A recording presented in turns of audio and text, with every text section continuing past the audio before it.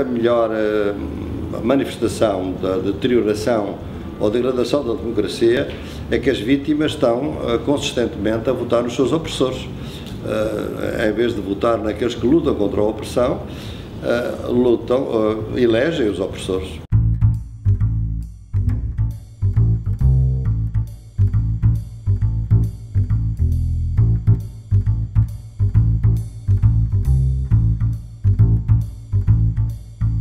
Professor Boaventura, a ideia da democracia como valor essencial, ela está sob ameaça no mundo de hoje? Eu acho que ela está sob ameaça porque a democracia foi sequestrada por antidemocratas neste momento, devido a vários entorces que fizeram no processo democrático. Não só puseram em causa o princípio da soberania popular, que é fundamental na democracia, como também o princípio da representação política.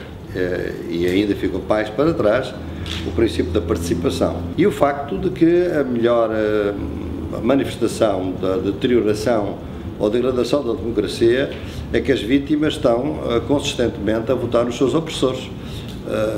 Em vez de votar naqueles que lutam contra a opressão, elegem os opressores. Basta ver o que aconteceu com o Trump recentemente. A gente vive no Brasil um momento de ataque a tudo que é público, ao serviço público, por exemplo, às universidades. O que é que explica isso? Isso explica-se bem porque é uma receita, esta receita neoliberal é uma receita muito pouco inventiva. O neoliberalismo é uma receita global. Nós vivemos em Portugal entre 2011 e 2015 a mesma receita, vai toda no mesmo sentido, chamam-lhe austeridade, aqui chamavam-lhe ajustamento estrutural. E fundamentalmente tem a ver sempre com a privatização, com a liberalização, com a desregulação, com a ausência de tributação, com o aumento da exclusão social, da riqueza, etc. E a degradação do Estado. Mas o Estado é degradado e é criticado até o poderem controlar. No momento em que o controlam, sabem que é o Estado que depois lhes serve extraordinariamente. Não são as empresas, por exemplo, que estão a vender a Amazónia. É um decreto do Estado que permite isso. Portanto, o Estado é muito importante para certos efeitos, mas para chegarem a esse ponto é preciso controlá-lo, e para controlá-lo é preciso primeiro passar por uma fase de demonização. Como se poderia combater essa destruição do Estado? Como é que se pode convencer a população de que ela está perdendo com isso? É um trabalho muito complicado, sobretudo porque nós, as pessoas de esquerda, onde eu me coloco, no meu terreno da esquerda, nós aceitamos muitas vezes certas concessões com a direita, muitas vezes alianças com a direita, que depois, como se viu neste país, produzem golpes antidemocráticos, e isso foi criando a ideia, junto das classes populares, que realmente são todos iguais e, portanto, os políticos praticamente são fungíveis. Uns fazem uma coisa, outros podem fazer o mesmo.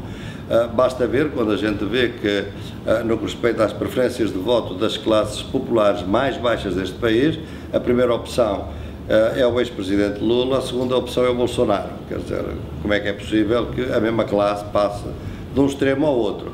Portanto, houve aqui realmente uma grande deterioração da consciência democrática e, obviamente, isso tem a ver, em primeiro lugar, como não se fez uma reforma da comunicação social, dos mídias, nós temos hoje uma inculcação de uma doutrinação muito forte, porque, claro, para uma população como a brasileira, que passa 5 horas por dia a ver televisão, é um poder enorme que estas forças têm.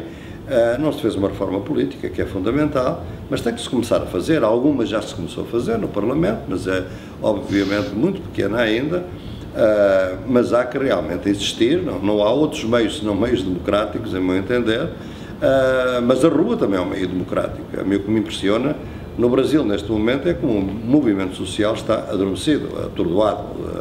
É muito difícil mobilizar para a rua e, infelizmente, por vezes, quem mobiliza a rua é mais a extrema-direita do que a esquerda. Mas são estes os problemas que vivemos. O que a coalizão de esquerda que governa Portugal tem a ensinar para as outras esquerdas no Brasil e no mundo? A coligação de esquerda que nós temos em Portugal é uma das maiores inovações políticas que se realizou nos últimos tempos em nível político, não só a nível europeu, mas a nível mundial. A esquerda teve sempre esta característica de se aliar mais facilmente à direita do que a outros grupos de esquerda, que transformou muitas vezes os seus inimigos principais, e, portanto, foi sempre muito difícil fazer alianças. Portugal, desde 1974, a maioria dos portugueses volta à esquerda, mas são governados pela direita.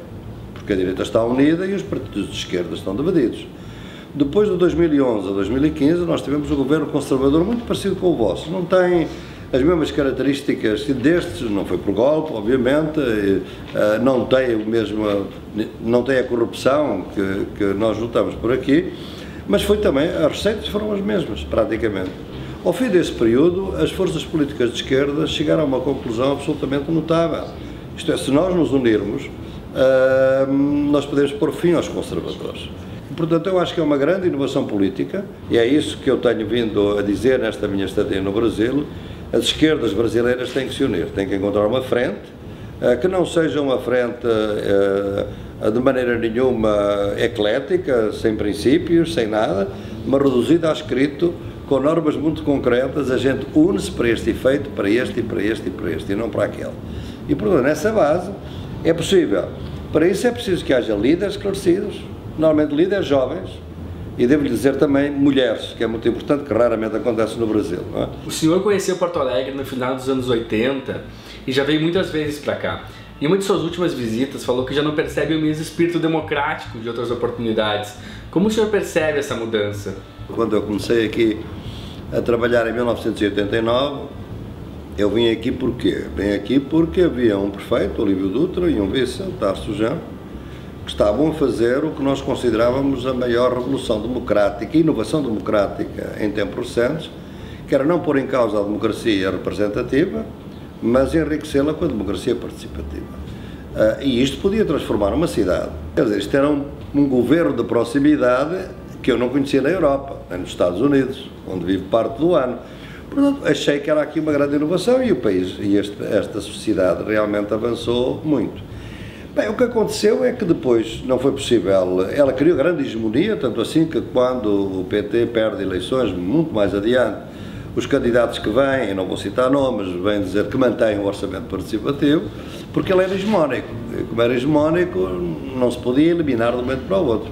Mas foi sendo descapitalizado, foi sendo esvaziado, e esvaziou-se completamente até à situação que temos hoje. Portanto, Porto Alegre reflete todas as contradições. Portanto, essas contradições agravaram-se ultimamente e ele reflete, basicamente, o ambiente do país.